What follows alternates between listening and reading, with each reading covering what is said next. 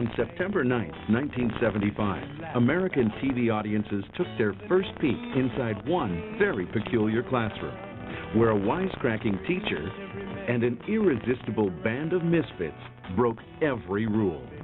The guys would scream and yell and carry on and go crazy every day. Welcome Back, Kotter clicked on ABC, and the Sweat Hogs began a 4-year run of mischief and mayhem. They were an undisciplined lot. They really were just outrageous. I couldn't believe it. But the series sparked controversy from day one. We've been banned here and we've been banned there. Anybody got any ideas? And the cast received anything but straight A's. We were basically at war for the whole time the show was on the air. In the next 2 hours, we'll go back to school with a probing look at a television classic and the unique cast of characters who influenced a generation of teens. There was Juan Luis Pedro Felipo de Huevos Epstein and Freddie Boom Boom Washington. They stereotyped a lot of brothers back then because at the time, Jimmy Walker was the brother they knew. I wasn't going to do that. And Horshack, who acted like he just dropped in from another planet. Hello, how are you? My name is Arnold Horshack. And finally, there was the undisputed leader of the pack.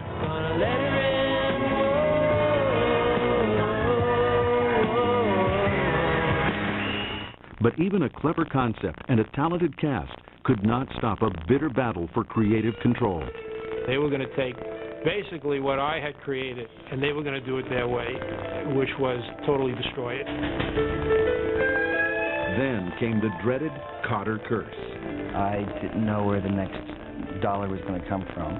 It was hard for a lot of us to get away from the stereotypes that we were labeled as. Put on your bell-bottoms and take a stroll back to the 70s.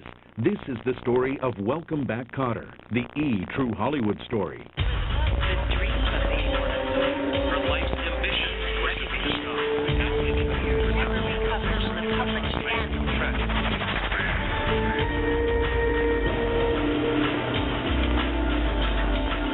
In 1955, the movie Blackboard Jungle told the story of rebellious high school students in New York City who do battle with their teacher. 20 years later, comedian Gabe Kaplan gave the concept a new twist. If you show a kind teacher trying to influence these students in the right way, then the fact that they're delinquents is not going to matter and everybody's going to relate to it. The show started out to be a funny Blackboard Jungle.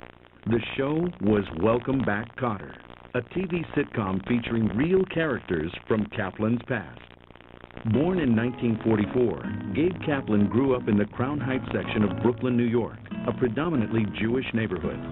Shy and inhibited, young Gabe was placed in a remedial class for challenged students. In my school, there were 5 classes in every grade. Like in the 6th grade, there was 6-1 through 6-5. Now, 6-1 were the brightest kids in the 6th grade on down to the 5s. Now, I was always in the 4s, which was next to the dumbest. Actually, the 4s were the dumbest because the 5s were like the criminals. You know, they were the only kids that had pictures in the yearbook, front and side view. As a teenager at Erasmus High School, Gabe became fascinated with the odd array of offbeat characters in his class. Those were the kids with the leather jackets and the boots and the slick back hair, and we called them rocks. I think that was indigenous just to my neighborhood in Brooklyn. I had known some of these guys who were called rocks, and I talked to them, and that was their identity, because being a tough guy was a better identity than being stupid. By his senior year, Kaplan dropped out of high school to work as a bellboy in a New Jersey hotel. Kaplan was so impressed by the comedians featured there, he too wanted to make people laugh. I experimented for a couple of years with different material, then I started actually talking about things that happened to me, people that I went to school with, experiences that I had. In 1968, 24-year-old Gabe developed a half-hour stand-up comedy routine based on the antics of his high school classmates. Kaplan broke in his act at seedy strip clubs without much success. In every club, Long Island and New Jersey on Saturday nights had a belly dancer, but the belly dancers for the most part couldn't drive, so you were sort of MC driver for the belly dancer, and that's what I did, and I was a good driver. I was a lot better driver than I was an MC or comedian. In 1971, after 3 years of futility, Gabe switched venues. He began performing in hip coffee houses and small Manhattan comedy clubs. 1 year later, Kaplan caught a break. The talent scout came to the Improv one night when I was working there, and I had my material that I thought was really inventive, but definitely not anything you would do on television. And I said, well, I don't care. They're not going to put me on The Tonight Show. And I did that act that night. And then he came up to me and he said, okay, you want to be on The Tonight Show tomorrow? That was the invitation every comic lives for. Owner of the Ice House Comedy Club, Bob Fisher. Most comedians don't consider themselves really a comic until they've been on The Tonight Show. The Tonight Show is their graduation. That's the ceremony. That says you are a comic and you're a successful comic. In July 1972, 28-year-old Kaplan appeared on The Tonight Show starring Johnny Carson. Gabe knocked him dead. His performance led to gigs on The Mike Douglas Show and The Dinah Shore Show. By the early 70s, Gabe Kaplan's side-splitting routine about his Brooklyn buddies made him a fixture in L.A. clubs, including the legendary Comedy Store on the Sunset Strip. Gabe often shared the marquee with other up-and-coming comedians, Richard Belzer, Jay Leno, and Freddie Prinze. Prinze starred in NBC's hit sitcom Chico and the Man, produced by Alan Sachs. One August night in 1974, Sachs stopped by the Comedy Store to watch his star perform. I'm waiting for Freddie to go on, and Gabe is performing. And Gabe looked pretty interesting to me. He had a nice presence on stage, and he was talking about guys in his act that I identified with. Sachs was also from Brooklyn. He arranged to talk with Kaplan the following day. He said, have you thought of doing a sitcom? And I said, yeah, I've been thinking about it. And he said, we should get together and maybe we can come up with a concept for a show. Sachs and Kaplan kicked around ideas based on quirky characters they knew back in New York. I said, we got to figure out how to get you involved with these guys. Obviously, you're not a kid. You know, how do we get you into that situation? And I got lucky, you know, somehow, you know, the cosmos opened up, an energy thing came into me, and I said, you should be the teacher. And he said, yeah, I like that. Sachs took the idea to his colleague, James Komack, whose company co-produced Chico and the Man. Alan showed it to Jimmy Komack, who said that this was the worst idea he'd ever seen. And how can you make a funny Black Boy Jungle? It's ridiculous. In Komack's own words, he said, this is the worst idea for a show I've ever seen in my life. Sachs didn't back down. Alan said, well, do you mind if I try to take it to someone in the network? Because I've scheduled a meeting. And Komack said, well, if you want to embarrass yourself, go right ahead, but, you know, don't tell them that it was my idea to send you up there. So Alan went and had his meeting with the network. In January 1975, Alan Sachs pitched ABC's golden boy of development, Michael Eisner. Thanks to Eisner's Midas touch, the network scored big with Barney Miller and Mork and Mindy. Sachs and Kaplan called their proposal Kotter. We decided we were going to use my first name and then a name that was similar, and bantering back a lot of different names, we came up with Kotter. This sounded right. My concept was, or my theory was, that there were no school shows on the air, and I always loved school shows. So there was a vacuum for a show set in a high school or a school.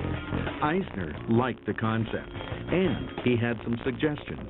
He said, the Epstein character, I think we should make Puerto Rican Jewish. And I said to myself, that's a weird idea, you know. I don't know any guys that are half Puerto Rican, half Jewish, you know. But then I also said, well, he's the guy, you know, that's got the money to put up for the development. I'll go with this. But Eisner also had some concerns about an unproven talent who had never acted. He said, do you want to go with Gabe? Should we look for somebody else? And my feeling was, thought for a minute, said, you know, started with Gabe, stay loyal to him, let's stick with Gabe, Michael. And he said, okay, we'll do that. In February 1975, Eisner gave the green light to shoot a Kotter pilot. The Komack Company and David Wolper, co-producers of Chico and the Man, were hired to deliver the product. Suddenly, Alan Sachs was odd man out, but not for long. Nobody was taking me seriously at Komack Company at this time. They didn't have a deal with me for the show. You know, when I told them I had a script deal at the network, they said, oh, you know, But once we got the green light for the pilot, everybody decided, oh, let's, really, get serious, and maybe we better make a deal with Alan. Contract negotiations with Comac Entertainment and Wolfer Productions began immediately.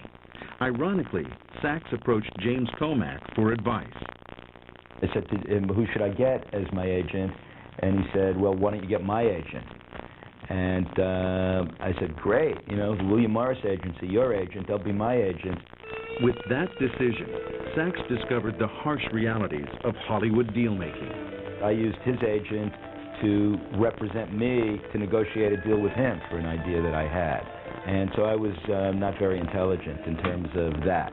The contract stipulated that Sachs received $250 per episode, but he was given no ownership stake in Kotter and no chance to share in the financial windfall generated by a hit TV show.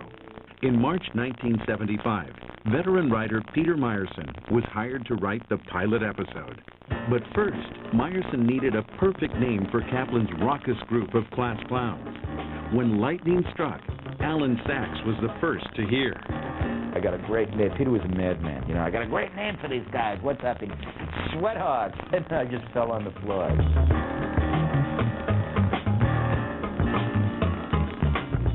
Coming up, the search is on for the Sweat Hogs. Hello, how are you? My name is Arnold Hoysack.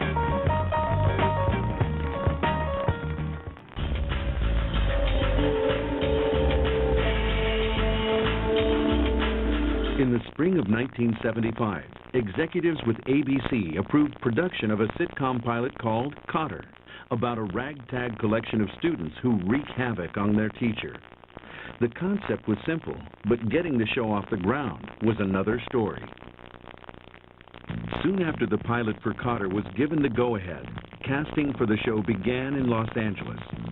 Executive producer James Comac and co-creators Gabe Kaplan and Alan Sachs were on the hunt for 4 young men to play unruly high school misfits known as the Sweat Hogs. First up was Lawrence Hilton Jacobs, a 21-year-old African-American actor and dancer born and raised in New York City.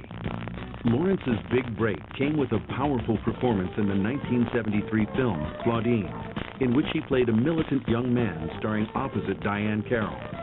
The exposure won him the lead role in the film Cooley High. Hilton Jacobs shined as Cochise, a free-spirited high school student from Chicago's inner city. In late 1974, just prior to the theatrical release of Cooley High, Lawrence was invited to audition for the role of Freddie Washington in Kotter. The talented performer knew exactly what the character should and shouldn't be. They stereotyped a lot of brothers back then because at the time, Jimmy Walker was the brother they knew. And he was dynamiting all over the place and, talking like this and doing all his this and that. I wasn't going to do that. And that's not, the way I saw it. When the call came, Hilton Jacobs was ready. I just felt I should know the lines. Why? But I just felt that. So I started memorizing them. And I was on a red-eye flight. I got into New York City at about 6:37 in the morning. They called me at 9:30 to say, can you be down here at 11 a.m. to screen test? So, so I went and I was ready, though. Lawrence nailed the audition and landed the role of Freddie Washington. Meanwhile, the search for the other 3 Sweat Hogs continued. Casting director Lynn Stallmaster tested a bevy of young hopefuls. Lynn came in and he said, there's a guy outside that you're really going to dig. And I said, okay. And he brought in Travolta. Travolta was 19-year-old John Travolta, a 6-foot-tall Irish-Italian born in 1954 in Perth Amboy, New Jersey. As the youngest of 5 talented children, acting was practically in Travolta's genes. Biographer Martin Grove. His mother taught acting and dance and things like that, so he was exposed in some sense to it through her. In 1969, at the age of 15, John was shipped off to Danville, Kentucky, where he spent his summer working at the area's famous Pioneer Playhouse. The aspiring actor built and painted sets until he landed a small part in one of the theater's productions. The handsome teenager found his calling. Travolta then had a heart-to-heart talk with his father. I recall him telling me that talking to his father, he had said that the deal was that he could drop out of high school if he could support himself by being in show business. 16-year-old John accepted his father's challenge and found an agent. His management at the time understood that the first thing they had to achieve was to get this kid some money, and so they put him in TV commercials. Da, da, da, da, da, da, da. I am stuck on Band-Aid bread 'cause Band-Aid stuck on me. By 1974, Travolta moved from TV commercials to Broadway, playing duty in the popular musical Grease. Even though it was far from a starring role, it showed he was employable. It showed that he could find work. John honed his skills in both singing and dancing. He then made the leap from stage to screen. John, after he was on Broadway in Grease at the age of only 18, had gone to New Mexico to make his first movie, which was The Devil's Reign. Not a big movie and not a big role for him, but still a movie. When he came back from that, his name was submitted to Jimmy Comack. Travolta auditioned for the part of sweat hog Vinnie Barbarino, a character inspired by a New York ruffian known to producer Alan Sachs. The character that Vinnie Barbarino was based on was the first guy that was whacked by Sammy the Bull. There was a guy named Joey Colucci who was really the image for the Vinnie Barbarino character. He was tough, he was good looking, he was what, where, who. Travolta had just the right swagger to play Vinnie. He had a certain charm, he had a laugh, a twinkle in his eye, you know, a tough guy look, a lot of different balances. But there was definitely an aura about him. John Travolta auditioned in Los Angeles, and everybody liked him, and everybody thought that he has a real good shot of being Barbarino. Comack was great at casting. He saw all this potential in John Travolta, and he turned out to be right. 2 down, 2 to go. By late February 1975, Alan Sachs and Gabe Kaplan exhausted their talent search in Los Angeles. The producers then flew to New York to look for a couple of offbeat actors to play Juan Luis Pedro Filippo de Huevos Epstein and Arnold Horshack. 23-year-old Robert Hedges, an Italian-Hungarian actor from Metuchen, New Jersey, fit the bill to audition for the role of Epstein. Hedges was fresh out of college and a newlywed. He worked as a street performer on New York's Lower East Side. And I said to Comack, there's this kid, he's different than Travolta, but he's really good at the Barbarino part. So Comack said, well, make him Epstein. I said, he hasn't read for Epstein. He said, well, let him read for Epstein and then make him Epstein. Hedges was perfect as the part Puerto Rican, part Jewish kid who was all bad. Epstein was always visualized as a tough Jewish guy. Epstein the animal. Epstein was voted most likely to take a life. He was a real tough kid, and he was, I told a story about Epstein's mother. He was such a bad kid that his mother had to make a deal with the other mothers in the neighborhood. She would let him out for an hour a day, and the other mothers would keep their kids inside for that hour. Stores would close, the streets were deserted. He was the only one on the street. He was a really bad kid. Meanwhile, 21-year-old Ron Palillo was performing off-Broadway when he learned about the auditions. My agent called me up and said, there's a show called Kotter, and they're looking for 4 tough kids from Brooklyn. And I said, and you're calling me because? But the play closed within months, and Palillo needed a job fast. I was 118 pounds and all nose. But I dressed as tough as I could. I walked in and I saw that the character's name was Arnold Horshack. I went, wait a minute, this isn't the tough one. Horshack was the loser kid with a heart of gold that everybody picks on, who tries desperately to fit in. And I think a lot of people knew someone like that. It was not socially acceptable to befriend the Horshack. To stand out from the competition, Palillo devised a distinctive quality for his unassuming character. I made up the accent on the spot, which is a combination of my aunt, God rest her soul, her accent from New Haven, and Dustin Hoffman in Midnight Cowboy. So then I started doing Aunt Mary's voice. Hello, how are you? And when she talked, God rest her, she, hello, how are you? My name is Arnold Horshack. And because when they made me, they broke the mold. And that terrible laugh came out. As soon as Ron walked into the office and said, "Hello, how are you? I'm Arnold Horshack." We knew that that was Horshack. It was much better than anyone we had seen in California, and I felt real comfortable about it. Alan felt real comfortable about it, and then Comac liked him. With the Sweat Hogs safely in their pen, producers began casting for the role of Julie Kotter, Gabe Kaplan's TV wife. 26-year-old Marcia Strassman desperately wanted the role. I read it. I thought, oh my God, this is my part. It was me. I mean, she talked like me. She was smart. She was funny. She loved her husband. It was just me. Strassman seemed to have all the right stuff. At the age of 15, she replaced Liza Minnelli in the Broadway revival of Best Foot Forward. And by the age of 21, Marcia appeared on the popular CBS comedy MASH. But casting director Lynn Stallmaster had other ideas. The casting director, he said, no, she's not right for it. And they wouldn't see me. And they wouldn't see me, and they wouldn't see me, and they wouldn't see me. It was a really good part for a young actress. The wife was in maybe 40% of the pilot. She had good stuff to do. She was supportive of her husband. And a lot of actresses wanted the part. Including Donna Mills, and two actresses who later became famous as Charlie's Angels, Farrah Fawcett and Kate Jackson. I was getting more and more frustrated not being able to get in for this part because I knew I was right for it. Strassman refused to give up on the audition, and with one call to her agent, the actress took fate into her own hands. I said, find out what time. So he finds out what time, calls me back, he tells me, I said, okay, thank you. He said, what are you going to do? I said, never mind. In February 1975, Strassman showed up at the audition determined to win the role. She asked for executive producer James Comac. I go to the receptionist and I say, well, when there's a break, would you tell him I'm out here? And he happened to just come out before she told him, and he looked at me and he said, why haven't you read for this part? And I said, well, that's why I'm here. I said, they wouldn't let me. And I read for it, I tested, I got it.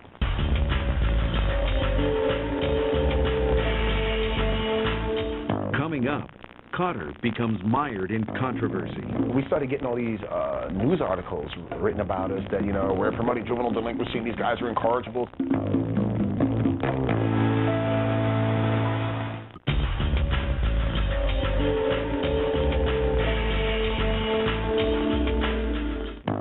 By the spring of 1975, the future of Kotter hinged on the success of the pilot episode. But dead ahead, trouble was lurking. To protect their investment in Kotter, executives with ABC signed the actors to long-term contracts, 5 years to be exact. On March 10, 1975, Gabe Kaplan, John Travolta, Ron Palillo, Robert Hedges, Lawrence Hilton Jacobs, and Marcia Strassman all signed on the dotted line. The cast then began 3 weeks of rehearsals to prepare for the pilot episode. Not nearly enough time for the rookie of the group, Gabe Kaplan. It was very difficult for me because I had never acted before. I had just come from being a stand-up comedian, and they had never done comedy in front of a TV audience, and I was very concerned about everybody's material and that everybody would be funny. Gabe, I always called him the extroverted introvert. He'll come out in his work, but then he'll just close back in. We were guys that came from the theater and film work coming to a sitcom. So it was a lot of different personalities to blend. Like Kaplan, Hilton Jacobs drew on some memorable people from his past to define his character. What started happening with my creation of Freddie Washington was I started using elements of Friends. A friend of mine, Bobby Messam, talked with his hands, and he talked like that a lot. So my voice started to get up a little bit when I would do him, And then my friend Alonzo was always humping over, so I got this going. And I would get that, I don't know, the rhythm just kind of came together. I just grabbed pieces of everyone. The characters evolved during the rehearsal, and so did the story. In the original pilot, Bobby was literally picking up desks and going like that, and saying that that's what they were going to do to the teacher's head. We did play it real straight and real hard. We had all the network people there, so we thought, yeah, we got them. And the next day they came back, they said, we think we're going to fire these guys. Because this is not funny. But we didn't know we were supposed to be funny. So we learned in that little bit of time to get it together and loosen up and try to come off being a little looser. On April 10, 1975, The 22-minute pilot episode of Kotter was taped before a studio audience. Ironically, just moments before the cast was introduced, seasoned actor Ron Palillo came down with a case of pre-show jitters. I was way nervous. I got to know intimately the inside of the toilet that was connected to my dressing room. Travolta was also nervous, especially when he walked onto the set. John came out. Every kid in the audience, particularly all the girls, they went crazy like the guy was a star. Nobody knew who he was. And they went, you know, and we all looked at each other and said, whoa, this is going to be really something. I turned around and looked at Jimmy and said, you got the next David Cassidy. I mean, I knew it. I said, this is it. There's your teen idol right there. While Travolta wowed the young girls, Gabe Kaplan tried to shake his urge to be a cut-up. One part of the pilot, the audience did laugh, and I smiled, sort of acknowledging the laugh, which I came completely out of character. And I did it we did two takes, two shows, and I did it in both takes, so they had to use it. So it's on the pilot, Welcome Back, Kotter, where the audience laughs, and I go, oh, thank you very much. Kaplan's antics only added to the superb chemistry among the cast, and ABC executives took notice. In May 1975, Kotter was picked up for the fall season and slotted right after the smash hit Happy Days. Executive producer James Comack knew he had a surefire hit. After we shot the pilot and they said, yeah, we're putting it on our schedule, and he thought it was one of the greatest concepts of for a show that he's heard in the last 30 years of television. The only ingredient missing was a unique theme song. Producer Alan Sachs turned to popular recording artists Dion DiMucci and John Sebastian. DiMucci, lead singer for Dion and the Belmonts, struck gold in 1964 with the hit single Run Around Sue. Sebastian was a former member of another popular 60s band, Lovin' Spoonful. He wrote the group's biggest hit, Do You Believe in Magic? Dion, was, great doo-wop singer. John added a Lovin' Spoonful. So we had two good, music rockers writing songs. Weeks later, Dion penned his version of the Kotter theme. Brooklyn took him looking good. He's back in his old neighborhood, teaching at his old high school and whether he could have been someone special in some high position. Elected, respected, not in this position. Kotter, you're a man, and when you dream of far-off land, well, underneath it all, we need each other. Then, John Sebastian took his best shot. I knew that the song was coming from the Sweat Hogs. And this premise was very clear that the teacher is coming back to the same school at which he was a sweat hog. When I wrote the song, I really was thinking that it was coming from those guys. In July 1975, Sebastian delivered his version of Kotter's signature tune to the producers. Damn, John, you came up with a song called Welcome Back. What's that have to do, with the title of the show? And then, but it had to do with the theme of the show. And we had already shot the show, so we couldn't change. So we took the name Kotter and Welcome Back and combined it to Welcome Back Kotter, the whole sentence. Welcome Back, Kotter. We elected to go with John's song. Sebastian's catchy jingle was soon heard on radio stations across the country. By August 1975, Welcome Back landed on retail shelves. The launch of the TV series was still weeks away. The record took off. That song blasted to the top of the charts, became #1 in like 2 weeks. Every time you turned on a radio, you heard John Sebastian singing Welcome Back. Welcome back to that same old place that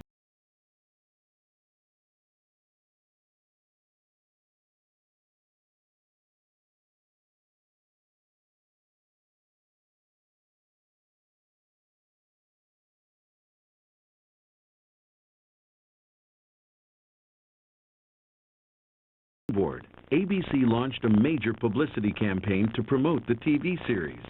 Gabe Kaplan turned up everywhere, his quirky smile and quick wit intact. he was on every show promoting Welcome Back, Kotter, a lot of variety shows and a lot of talk shows and game shows. Now it had to come up. Meanwhile, many parts of the country were embroiled in heated protests over school busing laws passed to enforce racial integration. The city of Boston was particularly hard hit, and management at the local ABC affiliate was sensitive to any TV show that smacked of trouble. And they heard that we were doing a high school show that was likened to Blackboard Jungle. So in their minds, we were going to be promoting juvenile delinquency or, you know, that kind of a thing. And so we started getting all these news articles written about us that, you know, we're promoting juvenile delinquency and these guys are incorrigibles and it's going to be a bad point of view for the people in Boston with the busing situation and it's going to promote racial tension. We were laughing. It was no laughing matter at ABC in Boston. Welcome Back, Kotter was yanked from the fall lineup before the season started. It was ridiculous, totally ridiculous. But I think it was more than promoting juvenile delinquency. I think one of the things underlying it was the racial integration of the show, that we had a diverse student body cast. Despite the furor in Boston, producers stood by their casting decisions. Still, they decided to make some changes to the script.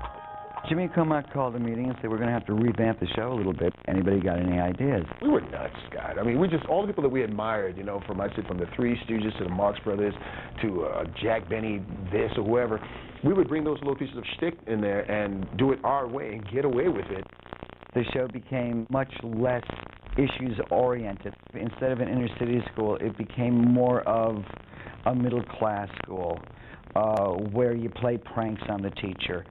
When the dust finally settled, the uproar surrounding the show made headlines.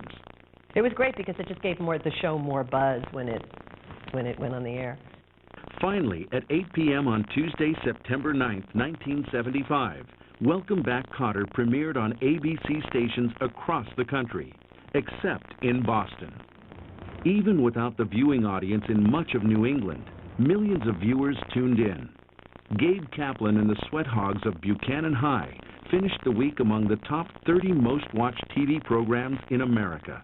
People tuned in, and they tuned in and found out we were just a bunch of silly dudes, you know, dressed up in costumes, you know, grown men act like we're 3.5, and having a ball. Critics applauded the chemistry between Kaplan and his band of outcasts. The actors sort of started doing stuff that felt comfortable for them. We changed a lot of the lines. We started to work together as a unit and changed some of the lines from the script to make them feel more generic to the person that was saying the line. During the pilot, you know, we did the pilot, and Gabe is going around the classroom and he's meeting all the different students. And it came to where he finishes with, I think, John, I think it was, and he looks over to me. And I had nothing to say, so I just got up and said, "Hi there." And it got this big laugh. And that became a staple on me saying Mr. Kotter. I don't know where that came from. I just did it one day. So they started writing it in. The day after the show premiered, the Sweat Hogs were on their way to TV immortality. We were desperate. We met, we saw each other, we said, this is our break, we have to become brothers. We chose to be together, not consciously, because of necessity. And that became the key for why we thought the show worked. Over the next few weeks, Welcome Back, Kotter continued to deliver big ratings. People kept on saying, oh, when the show goes on the air, you're going to lose your identity, you're not going to have any privacy anymore, and, you know, I was going, yeah, right. We were in the farmer's market, you know, there Saturday morning to eat some food. It seemed like this day, everybody knew us, and it seemed like this day on cue, they said, get those guys, because the whole place converged on us, which seemed like millions to us, and we found ourselves running. I had no clue, had no idea that we were a part of people's furniture. We were in their house every week. Meanwhile, Gabe Kaplan turned his newfound fame into plenty of cash. Gabe's stand-up comedy career took off. Instead of being the opening act in Vegas, I was the headliner. I was headlining at the MGM Grand and at Caesar's Palace, and it was phenomenal. Phenomenal was right. Working evenings and weekends, Kaplan pulled down as much as $75,000 per week. It had to be overwhelming for him, you know. I mean, a lot. Here's something that comes out of his comedy act. He gets it realized as a script, which becomes a pilot, which gets cast and shot. Then it becomes a television show.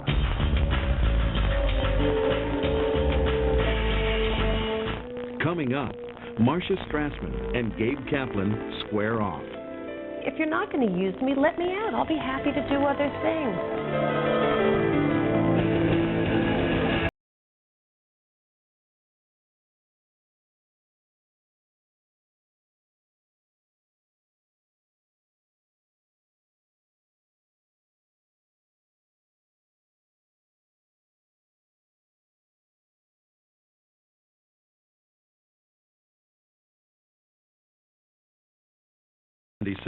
Welcome Back, Kotter was a runaway hit on ABC, propelled by a talented cast of characters led by Gabe Kaplan and John Travolta.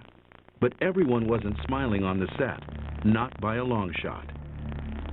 The sweat hogs of fictional Buchanan High School turned a bunch of obscure actors into the hottest gang in Hollywood. This show came on, it was like an instant hit. All of a sudden everyone was being called stars. And, you know, by the time the hiatus season came up after the very first season, people had deals all over the place. Producer Alan Sachs, however, felt like an outsider. Sachs's contract left him without any ownership in the show he helped to create, while executive producer James Comack stood to make millions. I felt I got screwed a little bit, you know, by not getting a percentage. I would have liked to have felt more of a collaborator and a partner with Jimmy. In March of 1976, Sachs announced he would not return for the second season of Welcome Back, Kotter. But in July 1976, Travolta and the Sweat Hogs began taping season 2. The entire cast was on a roll, but John Travolta was clearly the breakout star. Biographer Martin Grove. John felt when he began the Kotter series that this was great because it was a job, it was a television show, but when the show became a big hit, then I think he recognized that this perhaps was a major stepping stone in his career. Kotter co-star Ron Palillo. John put all of his money at the advice of his manager. He put it all into public relations. There were several weeks where John was completely without funds and would ask to borrow some money, mainly because it all went into buying that image. The strategy worked. Travolta, also known as Vinnie Barbarino, popped up on the cover of nearly every teen magazine in America. John could act and dance, so why not try singing? On September 15, 1976, Travolta released an album featuring the single Let Her In, a song he debuted on American Bandstand.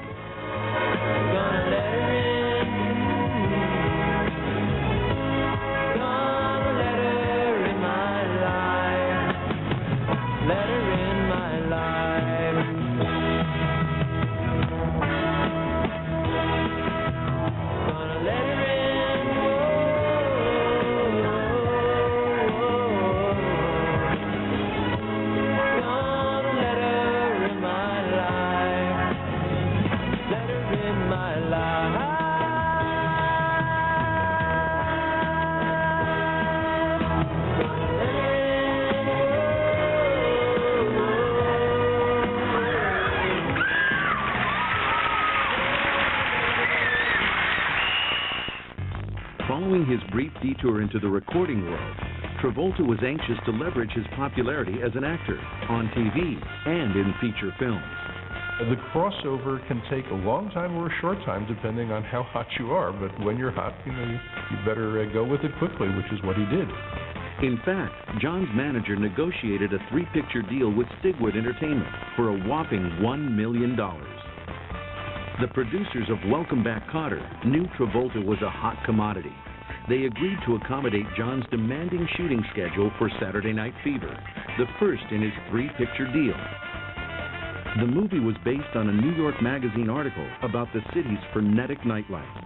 But before John claimed his throne, ABC executives cast their hottest talent in a TV movie called The Boy in the Plastic Bubble. The film also featured Diana Hyland. At 40, Hyland was 18 years older than Travolta, but that didn't stop the sparks from flying. He really cared about her, and she the same with he. Forget the difference in age. They really dug each other.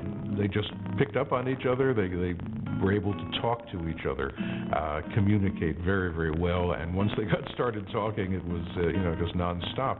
But Diana Hyland concealed a painful secret.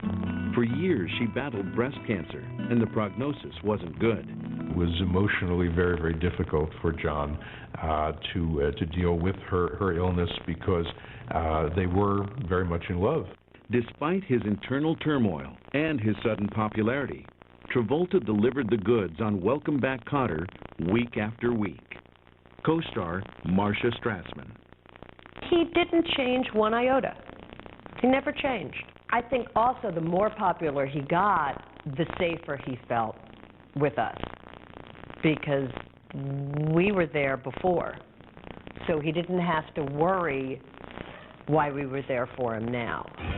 John Travolta led a hectic lifestyle, and so did executive producer James Comack. In addition to Welcome Back, Kotter and Chico and the Man, Comack was in charge of several other shows, including Sugar Time, Roller Girls, and Another Day. Jim Cox was stage manager on Welcome Back, Kotter. He was going back between NBC and ABC, driving back and forth constantly to watch and take care of those other 4 shows. Comack was spread too thin to help fill the creative void on Welcome Back, Kotter. 32-year-old Gabe Kaplan stepped in. I was very much involved with the actors in rehearsing, and I knew the characters, and they all knew their own characters. Because Gabe is such a quiet guy, I don't really think that people really knew how involved he was. Every day we'd go home, he'd be in the writer's pen or the bullpen, whatever you want to call it, and trying to work the scripts out, trying to make it happen. So he was under a lot of, pressure in a sense. Kaplan's TV wife, 27-year-old Marcia Strassman, only added to the stress. Marcia was misled into thinking that she would have a bigger part, and that her part every week would be much more substantial than it wound up being. They wrote less and less for me, and more kept everything for the boys, which I understood. When the Sweathogs got hot, especially John got hot, and people wanted to see him, the network had an attitude, and Comack had an attitude, well, we really don't need the home life. And I kept saying, you know something, if you're not going to use me, let me out. I'll be happy to do other things. Marcia pushed James Comack to either give her more airtime or tear up her contract. I would say anything, and it was, the bitch. If you were a guy, it was fine. If you were a woman, you were a bitch. And that was just the way it was. The network wasn't concerned about Marcia. They didn't care. They had a lot of shows on television. If an actor on a particular show was unhappy, it wasn't their concern. Actress and friend Deborah Lee Scott. She was an actress. There was no acting for her to do ever. So I could understand where she would be bucking everything and everybody. Helene Lenbeck co-starred as Judy Borden. It was hard for her because I would go through, rehearsal and never see her, because she was brought down to practice the beginning joke and the end joke, and then had a lot of time on her hands. So I think it was very hard for her and very frustrating for her. By the winter of 1976, Marcia was beside herself. Jimmy would come to me and say, you know something, I'm the only reason that you're here. Gabe doesn't like you. Gabe wants everything in the classroom. I keep begging them to write for you. Gabe won't let me. Comack would tell her that he wanted more, and that the reason that it wasn't happening was because I didn't want it to happen, and he couldn't do anything. I told her that I agreed with her that I wanted more to do in the home. I was telling her the truth.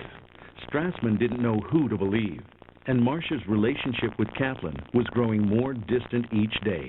We were both non-communicative people in that I never confront anybody about anything, and he didn't, so it never got said. I don't know what was going on in Marcia's mind, but she obviously believed him more than she believed me, and there was no reason for him to tell her that. He could have just said, hey, John Travolta's becoming one of the biggest stars in the world. The network wants the show focused around the school. I'm sorry, but we still need you in the show. We still want you to whatever degree we can use you, and I'm very sorry about it, but that wasn't Comack. The rift between Strassman and Kaplan soon began to affect the rest of the cast. We would never all be together. It was as simple as that. We would just never all be together. It was terrible.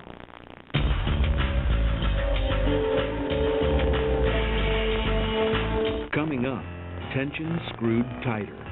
We were basically at war for the whole time the show was on the air.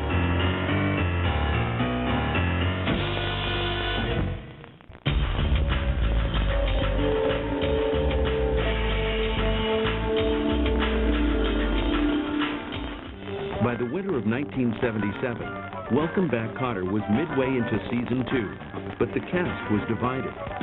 The popularity of John Travolta and the Sweat Hogs left co-star Marcia Strassman out in the cold, while Gabe Kaplan took the heat.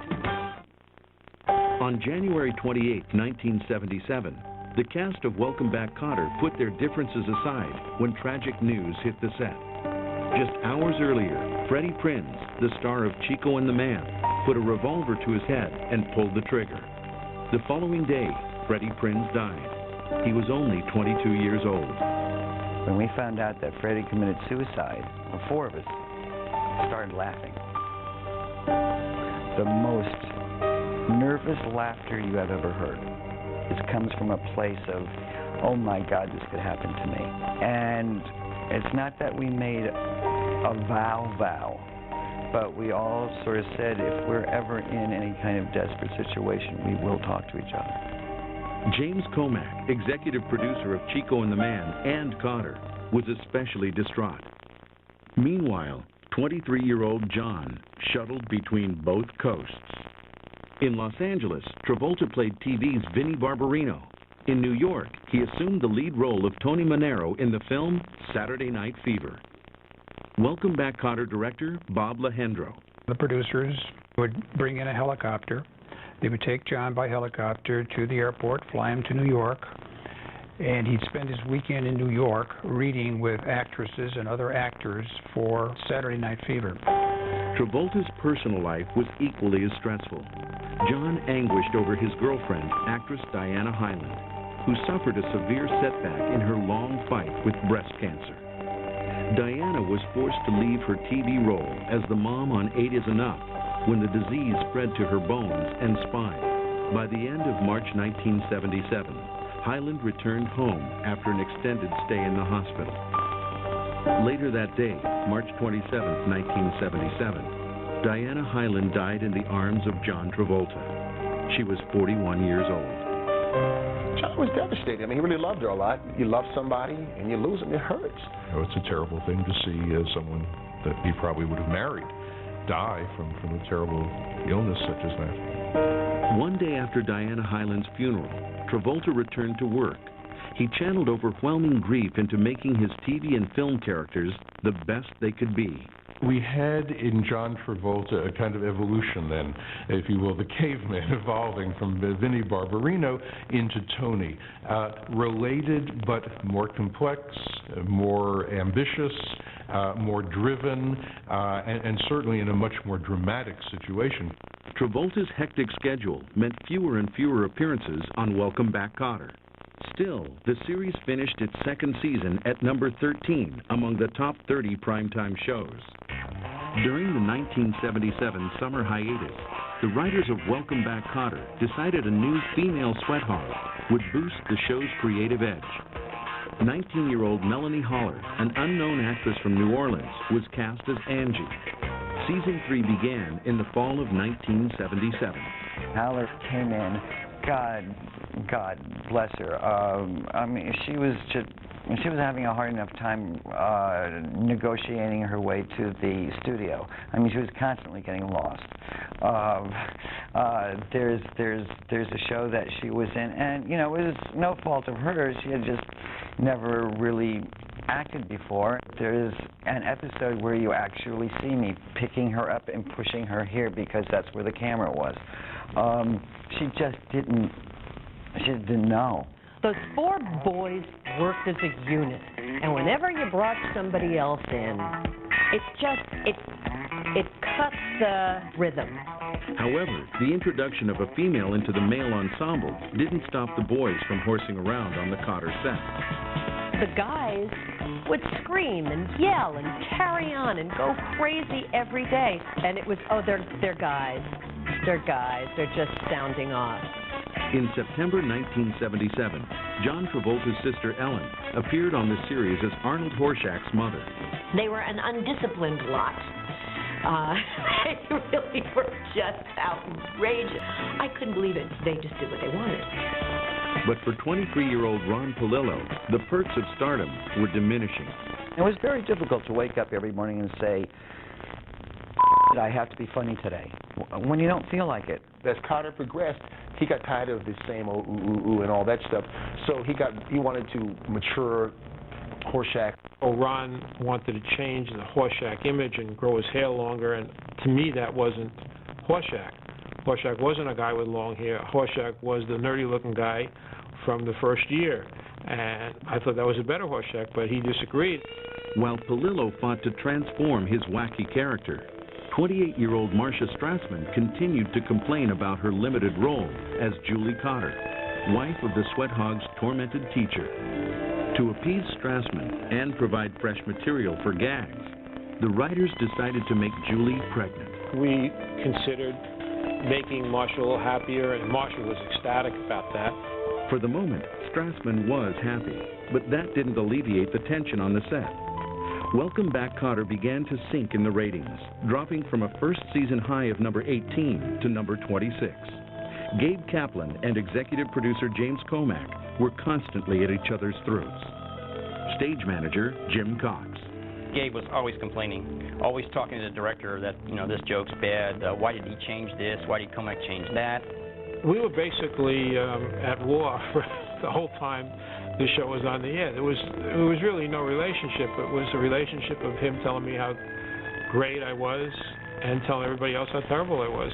The differences between Gabe and Jimmy were probably rooted in power, control of the show. I think that maybe Gabe having done stand-up comedy and Jimmy having done stand-up comedy, they just had differences of opinion about the content and which direction the show should go. My side was always staying true to what the people that I had based the show on were really like and what they would do and what they wouldn't do. And it was more of a thing about control, where he wanted to control every vehicle that had the Komack name on it. Komack continued to apply his signature brand of humor to the cast. Kaplan insisted the Sweat Hogs remain true to their Brooklyn roots. I was always trying to give them the stuff that I thought would make their characters funny, because if their characters was funny, that reflected on me, and everybody liked Welcome Back, Kotter. So that's how I saw it. Gabe felt very close to these characters, and he knew them better than anybody. And so I guess that because of that closeness that he felt with all of these people that he grew up with, he maybe wanted to protect them. Everyone wants to be responsible for we know why this works. We're the reason this is a success. And so you had a lot of those conflicts. They had their views of what they thought the show should be, and it didn't always correlate. With Komack, he would say, out of chaos comes creativity. And maybe or maybe not. Sometimes out of chaos comes more chaos. The biggest bone of contention was the script, which Komack often doctored at a moment's notice. He would come in and he would go on and on and on with a lot of very complicated notes, and everybody would sit there and they would write whatever down, whatever sense they could make out of it, and then he would leave, and we'd look at each other and say, what did he say? The chaos on the set reached new heights late in the third season. Rehearsals began on the first of 3 episodes devoted to Julie Kotter's pregnancy. It was my concept that maybe we should have babies. And then Komack and the network wanted to have 4 babies. They wanted Marcia to have quadruplets, 1 for each of us. Marcia said, yeah, I'm going to go and drop a litter like a wolf in a forest and give one to each of these juvenile delinquents. It was going to be 4 Sweat Hog babies with the names. And I don't know if they planned for one of them to be black or not, but it wouldn't have surprised me if I went in that room and they said, well, maybe it's confusion, and but you take them home anyway. The standoff continued in the weeks before taping. I said the worst thing. I said, that's ridiculous, having 4 babies. And then that made Komack defensive, and he said, well, we got to have 4 babies. And I said, no, and then we finally wound up settling on twins. The end result was a hilarious comedy of errors in which Vinnie Barbarino is forced to play surrogate father while Gabe Kotter is out of town. It was my favorite because he was so funny. Pretty much half of the first episode was John and I alone in the apartment, and I go into labor. TV audiences witnessed the birth of the Kotter twins on September 15, 1977. Marcia Strassman assumed her role would only get bigger. She was wrong. She really got unhappy when we had the twins and we didn't feature her and the twins as much as she thought that we were going to. I used to get to come to work and watch other people work all day and not get to work. And it was very frustrating because they wouldn't let me out to do anything else. James Komack grew tired of Marcia's persistent pleas to be released from her contract. Gabe Kaplan played the voice of reason. He several times said to me, let's get rid of Marcia. And I said, no. Don't you realize how much people like Mr. and Mrs. Kotter? And then he was like, yeah, I guess you're right. What was hard for me was constantly having to explain and excuse myself, have strangers walk up to me on the street and say, we wish you'd do more, we love you, we wish they'd give you more to do, and to constantly have to apologize. It was very, very frustrating. Meanwhile, John Travolta was anxious to strut his stuff at the premiere of Saturday Night Fever, scheduled for December 7, 1977 in Los Angeles. But the night before the big event, Travolta was stuck on the set of Welcome Back, Kotter. For some reason, we taped all night. And it was literally about, I would say, 6, 7 o'clock in the morning. And I remember John going, oh my God, this is the biggest day of my life, and I'm going to miss it. John not only made it to the premiere, he stole the show. And the cast of Kotter was invited to share in the moment. And it was really exciting. Exciting that he got this movie out and we were able to be there, experience it with him. Travolta's electrifying performance in Saturday Night Fever marked the beginning of the end of his run on Welcome Back, Kotter.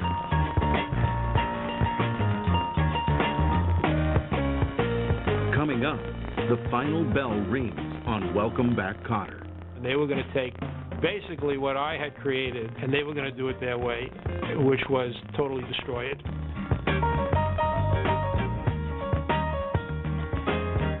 He is the face of justice on television. It's the best job on TV. It allows me to catch the scumbags. But it was tragedy that thrust John Walsh into the spotlight. A couple fishermen found the remains off the Florida Turnpike. Now, see how the loss of his son... We have to make sure he didn't die in vain. ...continues to fuel his crime-fighting crusade. The manhunt starts right now. It's the story you haven't heard. A lot of lowlifes think that they're going to get their fame by killing me. American crime fighter John Walsh, next Sunday at 9 on the E! True Hollywood Story.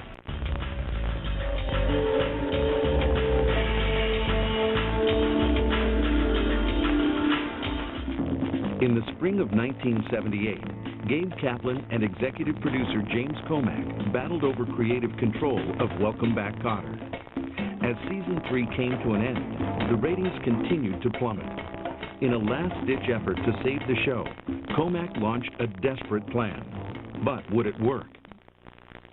Despite the show's steady decline, ABC executives agreed to a 4th season of Kotter, but they wanted some changes. To most of the cast members, the problems were obvious. I thought that the reason the ratings were slipping was because the situation was becoming unbelievable. You got guys that are in their late 20s and they're still playing high school students, and you have 2 babies at home, and you never see Mr. and Mrs. Kotter and their babies. We were getting older, playing the same roles over and over and over. Although we were still young men in our young 20s, we were playing high school kids. I thought there was something wrong with this, so I requested a meeting, and we had this big meeting, and I said, how about if Mr. Kotter gets moved to a junior college, and First day's in the junior college, who shows up but the four guys, and they're his students, and we just go on from there. And we feature the house and Mr. Kotter and the twins a little more. Kaplan's meeting with the ABC brass and the producers of Kotter was a bust. They said, Gabe, your contribution is invaluable. They were talking in show business language. And show business language is different than, you need a show business dictionary to understand the difference of what people are saying, what they really mean. And when someone says to you, your contribution is invaluable, that means we think you're an idiot. Then ABC executives offered their idea of a quick fix. Kaplan was shell-shocked. We don't think there's any problem that you have two babies that you never see. We just think the problem is you. And we've decided that we're going to replace your creative effort. We're going to bring a whole new creative team. We're going to get rid of all the writers we have. And this team is going to be the new Magnificent 8 or Magnificent 10. And they're going to write in here. And they're going to make these 28-year-old guys look like they belong in high school. And that's what we're going to do. Kaplan thought the plan was absurd. But Gabe's objections were ignored. It felt terrible. It felt like, what's going to happen? How's the show going to function? They're going to keep the show in a high school. They're going to make these guys try and make them still look like they belong in high school, and they think that they can do it. So there's nothing I could do at that point but meet with the writer and see exactly what he had to say and what his ideas were. One of the new writers was Gene Parrott, a veteran of the Carol Burnett Show. Gabe walked in and was pretty surly because immediately he hated us because we were part of that group, I suppose, and we had no idea what it meant. They were going to take basically what I had created, what I had worked very hard on for 3 years, and what I thought had some integrity and some comedic value, and they were going to do it their way, which was totally destroy it. Meanwhile, 24-year-old John Travolta renegotiated his original 5-year contract with ABC. Travolta agreed to appear as a special guest star in 8 of the 22 episodes slated for production for a cool $2,000 per episode. We all had even contracts. Then they altered it for him because he had become a movie star. We rode with it. These things happen all the time in television. In July 1978, rehearsals began for Season 4 of Kotter. But the new guard and the old guard had little in common. I mean, Gene and those guys, they came over to Kotter willing, nice people, whatever, but the wrong guys direct this kind of a show to the max. The first three seasons, they were younger people. They were people that had just gotten out of high school, college, what have you. They knew what it was like to be a teenager, what it was like to be the dink, what it was like to be the tough guy. They were more in sync with what Welcome Back, Kotter was about.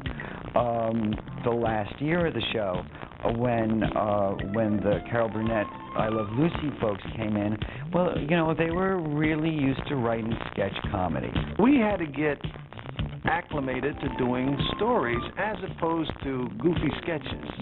I mean, the sketches had stories, but it was a sketch logic.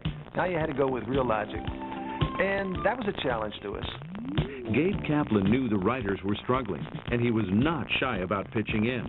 Gabe would come in and want to change things. Now, the question we found out was, does he want to change things to improve the quality of the show? Or does he want to change things because I don't like that guy, so I'm going to cause problems? After those first 2 shows, there were changes coming from me, and I think that they didn't want to work like that. So they just said to Comac, hey, he's still running the show, even though he's not up here with us, and we don't want this. Kaplan's presence quickly wore thin, and by the 3rd show, the writers were fed up. Gene Parrott called a meeting with the executive producer. So we went into Jimmy Comac. We had a good relationship with him, and we said, that's it, we want out of the show. And they said, well, what will it take to keep you here? And we said that someone has to deal with these changes that Gabe Kaplan is demanding. Within minutes, the problem was solved. Comac said, okay, then tell him that he can't do that anymore. You have my permission. 33-year-old Gabe Kaplan lost the power struggle and a whole lot more. We did a year, the last year of the show, pretty much without Gabe Kaplan being on the show. He would do the joke in the beginning and the joke at the end. And in the course of the show, there would always be, well, where's Mr. Kotter? Well, he's at a teacher's meeting in Buffalo. When Gabe wasn't coming to work for some reason, they went, oh, we'll make Julie a teacher. I went, really? Okay. They never said anything about it. One day, I was just there, and I was teaching. Kaplan was angry and humiliated, but his ordeal was far from over. In November 1978, a reporter from People magazine contacted Marcia Strassman for an interview. Marcia was asked to recount her experiences on the set of Welcome Back, Kotter. I said no, because I don't have anything good to say, and that they wanted, it was that theory of any publicity is better than no publicity, and the publicist for Kotter said, oh, no, we want you to do it, we don't care what you say. I said, okay. Strassman didn't pull any punches. She blamed Kaplan for making her life on the set miserable. I said things that I said, he doesn't talk to me, he doesn't like, we don't talk to each other, blah, blah, blah, and it was awful. The story broke on November 6, 1978. Gabe Kaplan picked up a copy right away. He walked up to me and he said, I read the People magazine article, and I went, I was very shocked. I didn't believe she believed the extent that it was written in the article, and I was very hurt, and I called her and I said, do you really believe this? Marcia agreed to meet Gabe for dinner to try to make amends. I called all my friends and said, call me at 11 o'clock if I'm not home. Send the police. No one called the cops, but the get-together was tense until the two actors realized they were duped by the show's executive producer. He said, I just want to tell you that for 3.5 years, James Comac's been telling me that you hate me. And I said, well, for 3.5 years, James Comac's been telling me that you want me off the show. I basically said, hey, I want to use the kids. I want the twins to be part of the show, but it's not the way they're going. It has nothing to do with me.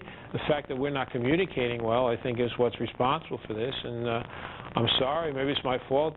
You want to take the words out of the sky and put them back, and there's nothing you can do, and I felt horrible. I went, oh, my God, what do I do? We slept together that night, and then I had to finally give in because it was so long. She had been whimpering outside my dressing room door for so long and trying to get in, and I just got tired of those sounds that she was making, and I finally said, all right, come on, let's go home, and we'll do the Tonight Show the next day. No, seriously, folks. Kaplan often told that story, which in fact was just a story. The TV husband and wife never slept together. But the former adversaries did hook up on November 22nd, 1978. I said, I'm hosting the Tonight Show, and why don't you come on, and we'll talk about it. And then she came on, and we had a lot of fun. I went on the Tonight Show and basically told 50 million people the truth. Gabe and I, after the show is over, we looked at each other and we went, ooh, what's going to happen when we go to work tomorrow? And we got there, and the thing that was so interesting is nothing was ever said. Jimmy Comac sort of hid for a while. He was not confrontational in that regard where he would address something like that, and he would sit down and deal with reality and say, well, if this is true, if there are people here that don't like me, I want you to tell me what. That wasn't him. He wouldn't do that. He just waited for a while before he became involved in the show, maybe about a week, and then we didn't see him for about a week. Afterwards, we had a ball.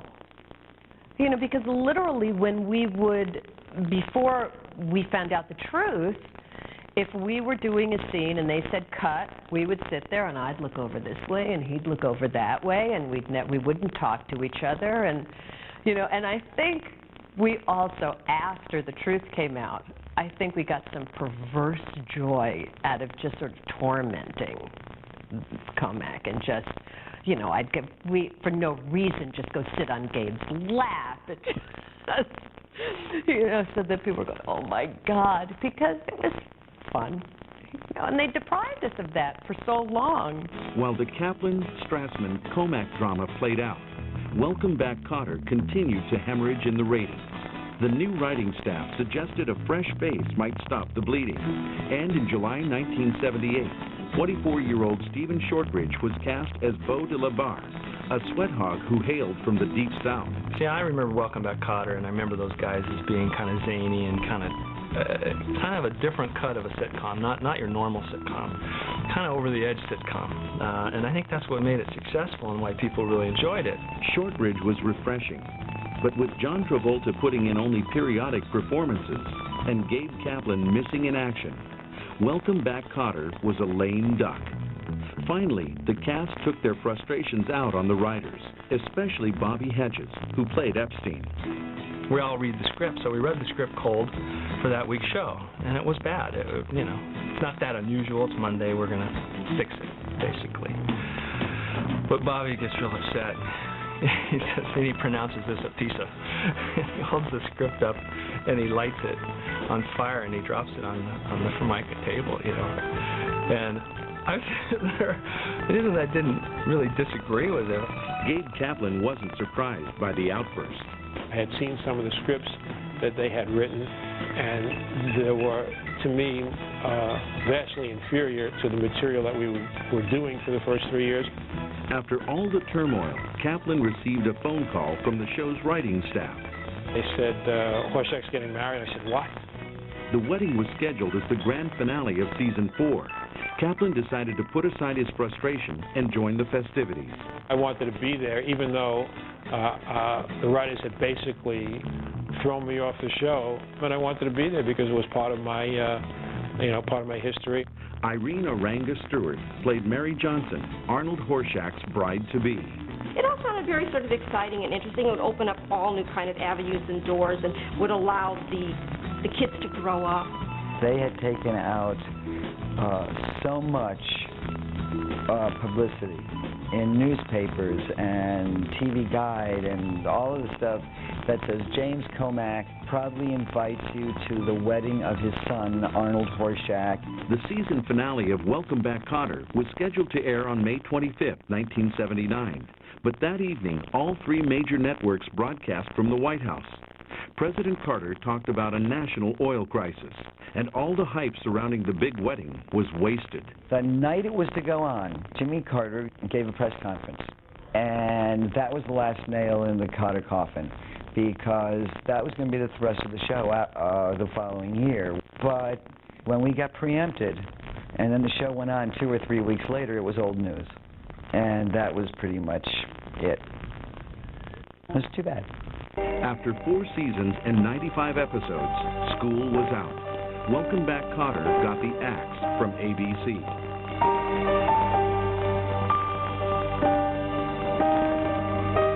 Coming up, the Kotter curse. I didn't know where the next dollar was going to come from.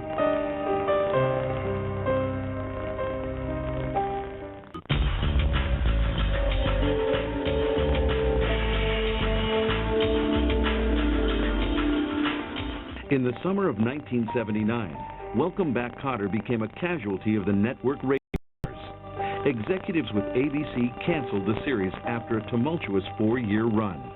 Suddenly, the misfits who endeared themselves to millions were expelled from the classroom for good. 35-year-old Gabe Kaplan was philosophical about his challenging experience on Welcome Back, Kotter. I thought that I was ill-equipped to handle exactly what show business was about because I wasn't supportive and I didn't know how to make people feel as good as I should have been able to since I didn't have those skills. However, when Gabe sat down with the high rollers in Las Vegas, he knew exactly what he was doing. Over the years, Kaplan developed his skills as a gambler, and in the spring of 1980, he turned a hobby into big bucks with a victory in the Super Bowl of poker. The payout, $190,000. But Lady Luck was nowhere in sight for the kid who played the often maligned Arnold Horshack. Following Kotter, 26-year-old Ron Palillo made guest appearances on such network fare as Skate Town USA and Laverne and Shirley. Then his phone suddenly stopped ringing. No agent would see me. No casting director would see me. They would all go, yeah, we know him, he's funny, we like him, he's wrong for it. Wrong, according to Palillo, because he was typecast as Horshack. And we were all trying to overcome what turned out to be the Kotter curse. I didn't leave the house. I didn't sleep. I didn't know where the next dollar was going to come from. I got depressed. I eventually redid the inside of my house. Anything that I could do to make people who would come over and visit, anything that I could show to make them think that my life wasn't a waste. There is no Kotter curse. There's no such thing, but in his mind, I believe Ron thought that if he did not make it, Welcome at Kotter, then his career was not going to go any further or any larger. Kotter was a show that we did for 4 years, from 1975 to 1979, and we enjoyed doing the show, but it's over. And we're grown men, so cut the crap, move on. Your life, go have a life, go do other things that other people do, go get a Spam sandwich and call it a day. True to form, Gabe Kaplan launched his own investigation. Well, I was very curious about that Kotter curse, so I consulted a curseologist, got one of the top curseologists in the world to come, and we went to the old set of Welcome Back Kotter with a cursor meter, and she was astounded, and she said that the Kotter curse was the second strongest curse that she had ever been a part of, only second to the curse of King Tut's tomb. But to Ron Palillo, the sudden dry spell in his career was no laughing matter. Palillo was convinced even John Travolta fell under Kotter's evil spell. When the show went off the air, poor Johnny went through as bad a time as we all did. I mean, he did one bad movie after another. Meanwhile, in December 1982, Gabe Kaplan returned to acting as legendary comedian Groucho Marx in the play Groucho, A Life in Review. One of the performances was captured on tape by HBO. In fact, as I look upon you ladies, some of you ladies could be gentlemen. Critics applauded Kaplan's uncanny resemblance to the great comic, whose career spanned more than 75 years. I knew the old Groucho, and I was kind of mediocre at doing the young Groucho, and pretty good at doing the middle-aged Groucho, but I was really good at doing the old Groucho because that was the guy I knew, and that was the guy that I had spent time with, and that was the guy I loved. I loved the Groucho at 83, 84, 85 years old. The play lasted a year at LA's Westwood Theater. When the final curtain fell in January 1983, Kaplan left acting for good to pursue business interests. Despite the successful run of Groucho, A Life in Review, Gabe found Kotter difficult to forget. There wasn't really that great a demand for my services, and I sort of got into other things. And I think if it would have happened, if the whole Welcome Back Kotter experience had happened 10 years later, if I had gotten involved in a sitcom at that point, I would have been able to handle it a lot better. John Travolta wasn't exactly in demand either. He made a series of flops, including the 1985 film Perfect. While Travolta's career hit a bad patch, 32-year-old Bobby Hedges caught a break, trading in the classroom for a squad room. In 1986, former sweat hog Juan Luis Pedro Felipo de Huevos Epstein was cast as Detective Manny Esposito in the CBS TV series Cagney and Lacey. All the while, Ron Palillo continued to harp about being stereotyped until he realized the so-called Kotter curse was staring him right in the face. The first time that I saw myself in profile, I had a head that looked like it belonged on the side of a cathedral. It was a gargoyle. I mean, I had this huge nose that when I smiled, it went under my lip, and no chin. Ron turned to actress and friend Jennifer O'Neill for advice. I said, Jennifer, what can we do about the handle on my head? And she said, are we talking about your nose? And I said, see any other handles? And she said, I think I might be able to help you out. And she did. She introduced me to a real artist, plastic surgeon. In April 1989, Ron Palillo said goodbye to the image of Arnold Horshack once and for all. I got a nose job. I got a little chin job. I cut my hair. I let it grow. I cut my hair. I let it anything to try and get people to not think of that guy. You know, I'm so thankful that people loved him and that he has become kind of icon of the 1970s, I reinvented myself mainly to try and get people to see me. With a new look and renewed confidence, Ron Palillo was ready to show his stuff after a decade on the sidelines. I spent the 1980s becoming a much better actor, doing lots and lots and lots and lots and lots of theater and writing. Palillo wasn't the only former member of Welcome Back, Kotter ready for a comeback. John Travolta was looking for a hit movie. In October 1989, his prayers were answered. Look Who's Talking, a comedy co-starring Kirstie Alley, struck box office gold. John later revived his role in 2 sequels, Look Who's Talking 2 and Look Who's Talking Now. Meanwhile, Marcia Strassman also revitalized her career with a featured role in Disney's popular family movie, Honey, I Shrunk the Kids. Strassman's experience on Kotter served her well. Instead of going, oh my God, this is a horrible thing that's happening to me, or this was a horrible thing that happened to me, it's like, okay, what can I get from this? What can I learn from this? And I learned an enormous amount from those years. I learned to speak up for myself. While Marcia Strassman found success on the big screen, Ron Palillo made his mark on the stage, new nose and all.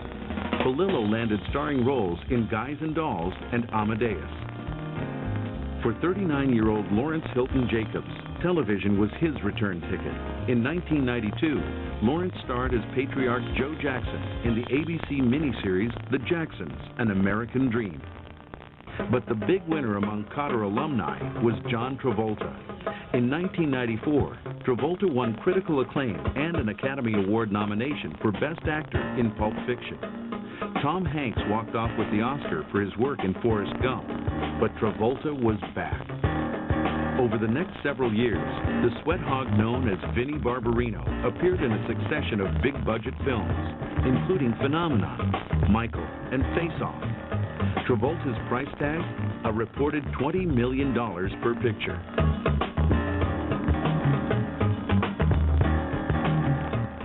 Coming up, Gabe Kaplan bids a somber farewell. He was not really an evil man, and if I would have just let him be himself, it would have been a lot different.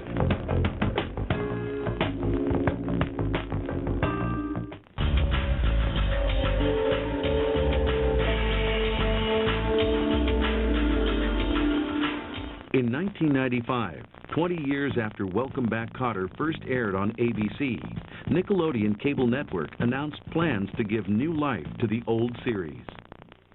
In May 1995, Gabe Kaplan, Ron Palillo, and Bobby Hedges gathered in Los Angeles to help promote the rebirth of Kotter. The class reunion quickly became a walk down memory lane. It was really a period piece, the 70s style of hair and clothing and even expressions were real distinctive, and Kotter is definitely a 70s show. I've seen some of those shows. It's like, oh my God, what were you thinking? That outfit. I mean, the bell bottoms, they were like bigger than my whole body.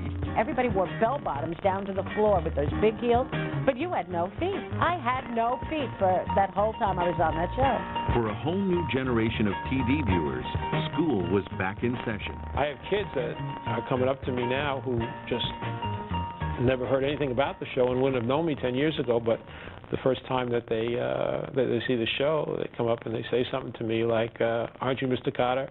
The show's executive producer also enjoyed reliving the escapades of the lovable hoodlums at Buchanan High. But 2 years later, James Comack fell ill.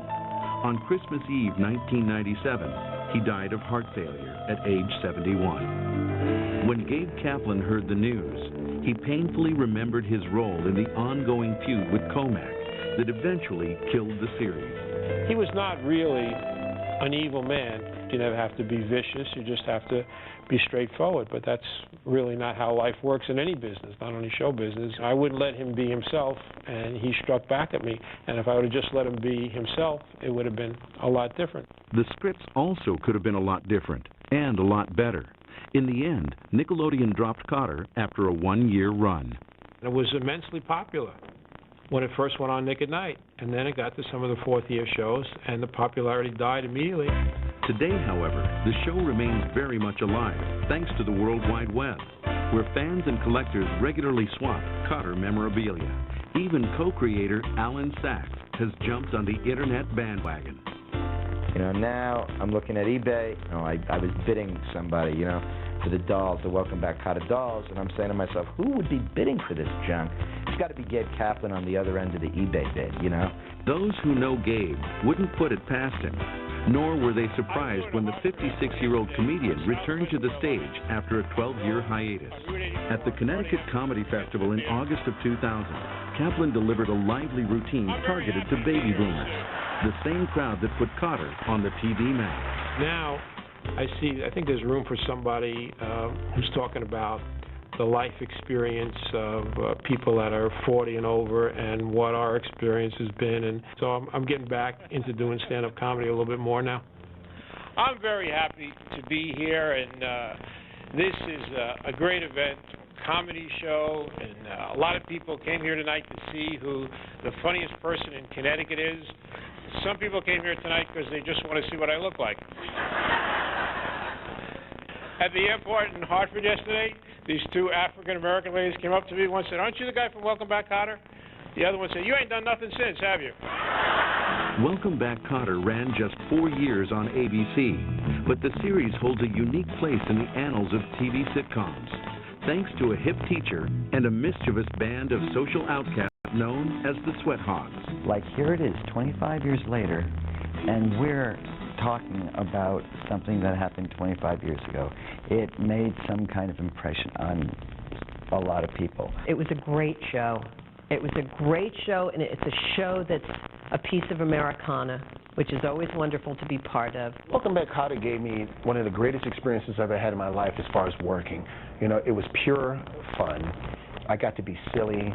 I got to sort of grow up, you know, in that 4 years. It was really fulfilling to have a show basically based on your childhood on television and everybody reacting well to it and it becoming part of the American pop culture. That was what I enjoyed. Welcome back. I am stuck on Band-Aid bread 'cause Band-Aid stuck on me. Same old place that you laughed about.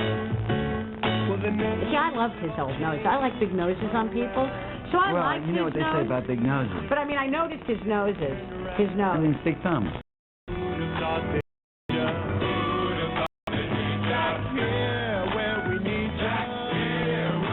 Well, I actually had a nose job too, but I wanted to make my nose look like Horshack's nose, so it was a little different. I had a Horshack nose.